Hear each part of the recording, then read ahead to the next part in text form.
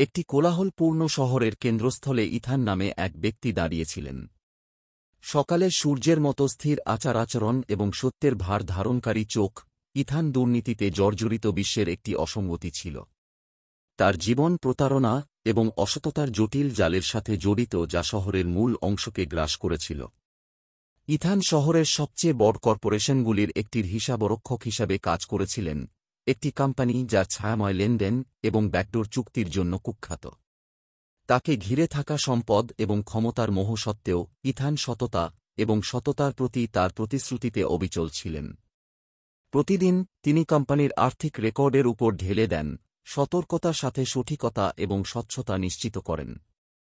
যখন তার সহকর্মীরা গোপন স্কিম এবং প্রতারণামূলক অনুশীলনে নিযুক্ত ছিলেন, তখন ইথান দূরে দাঁড়িয়েছিলেন, দুর্নীতির সমুদ্রে সততার আলোকবর্তিকা।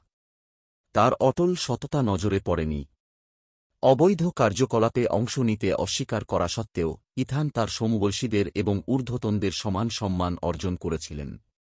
তাঁর সত্তা ছিল এমন একটি বিশ্বে একটি বিরল পণ্য যেখানে প্রতারণা সর্বোচ্চ রাজত্ব করেছিল।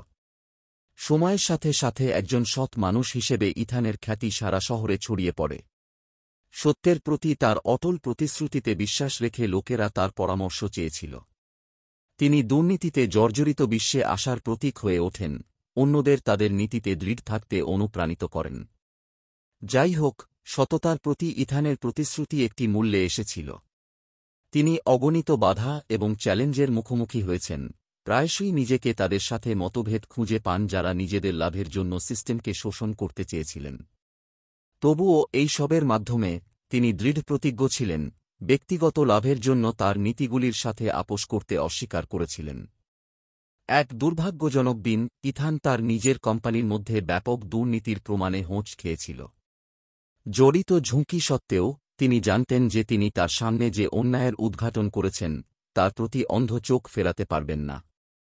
অটল দৃঢ়তার সাথে তিনি প্রমাণ সংগ্রহ করেন এবং কর্তৃপক্ষের কাছে উপস্থাপন করেন। পতন দ্রুত এবং গুরুতর ছিল।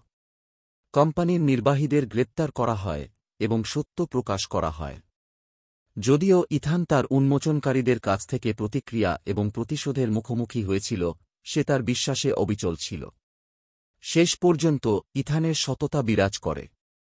তার কর্মগুলি পরিবর্তনের জন্য একটি আন্দোলনের জন্ম দেয়, অন্যদের দুর্নীতির বিরুদ্ধে দাঁড়াতে এবং একটি ভালো ভবিষ্যতের জন্য লড়াই করতে অনুপ্রাণিত করে। যদিও তিনি দুর্নীতির জগতে শুধু একজন মানুষ ছিলেন, তবুও সততার প্রতি ইথানের অটল অঙ্গীকার প্রমাণ করেছে যে এমনকি অন্ধকারতম সময়েও সততা এখনও উজ্জ্বল হতে পারে।